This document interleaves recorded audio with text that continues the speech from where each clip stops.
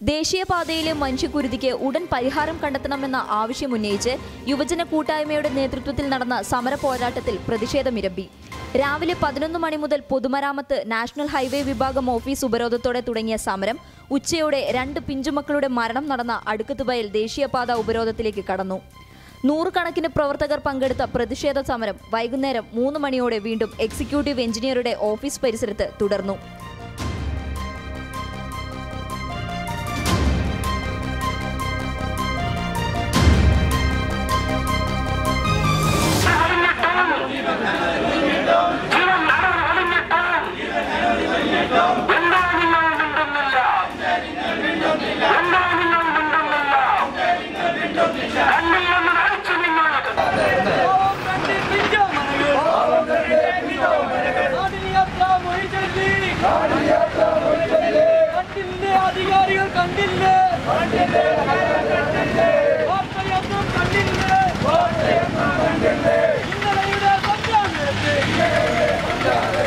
കാസർഗോഡ് ജനങ്ങൾക്ക് ഞാൻ നന്ദി പറയുകയാണ്.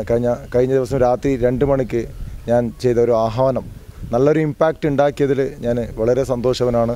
ഇതുപോലുള്ള ഒരു കൂട്ടായ്മയാണ് അല്ലെങ്കിൽ ഇതുപോലെ സമര ആർജവമാണ് കാസർഗോഡ് ജനങ്ങൾക്ക് ആവശ്യമുള്ളത്. എന്നിരുന്നാലും ഇന്ന് രാവിലെ ഞങ്ങളുടെ സമരത്തിന് വരുന്നതിന് മുമ്പ് തന്നെ മുസ്ലിം ലീഗ് പ്രവർത്തകർ വന്ന് സമരം ചെയ്യുന്നുണ്ടായിരുന്നു. അവരും സമരം ചെയ്തതിലും വളരെ സന്തോഷമുണ്ട്. പക്ഷേ ഞങ്ങൾക്കറിയേണ്ടത് ഇപ്പോഴുള്ള കുഴികളെ തോടാക്കി മാറ്റുക എന്നുള്ള പ്രക്രിയ അല്ലാത്ത ഇവിടെ എന്താണ് സംഭവിച്ചിട്ടുള്ളത്? ഒന്നും സംഭവിച്ചിട്ടില്ല, ഒന്നും നേടിയിട്ടില്ല. 4 ദിവസം കഴിഞ്ഞ് വരും എന്ന് പറയുന്നത് നേരത്തെ നൽകിയ വാഗ്ദാനങ്ങൾ പോലെ തന്നെയാണ്. ആ 4 ദിവസം എന്ത് ചെയ്യണമെന്നുള്ളത് നമുക്ക് വ്യക്തമായ രേഖാമൂലം എഴുതി വാങ്ങിച്ച് അത് ജനങ്ങളെ അറിയിച്ചു കൊടുക്കുകയാണ് ചെയ്യേണ്ടത്.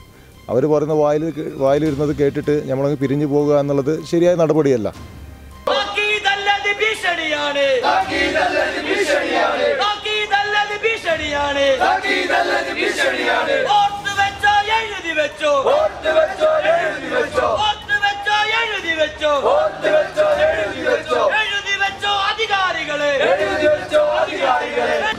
സർക്കാർ കാസർഗോഡ് ജില്ലയിലെ കുണ്ടും കുഴിയും നികത്തുന്നതിന് ഈ ദേശീയപാതയുടെ മെയിൻ്റനൻസ് നടത്തുന്നതിന് കുറച്ച് കാശ് അനുവദിച്ചിട്ടുണ്ട് എന്ന് നമുക്ക് അറിയാം.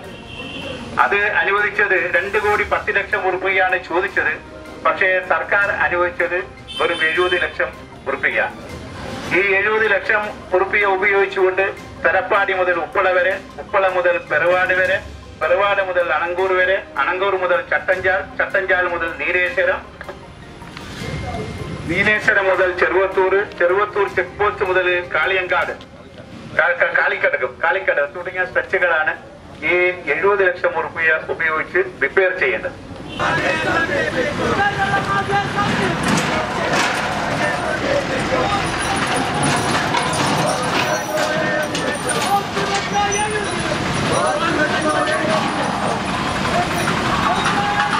വൈകുന്നേരത്തോടെ 4 ദിവസങ്ങൾക്കകം ദേശീയപാതയിലെ കുഴി നികത്താനുള്ള ഉത്തരവിന്റെ പകർപ്പ് എക്സിക്യൂട്ടീവ് എഞ്ചിനീയർ നൽകിയതോടെ താൽക്കാലികമായി ഉപരോധ സമരം അവസാനിപ്പിച്ചു.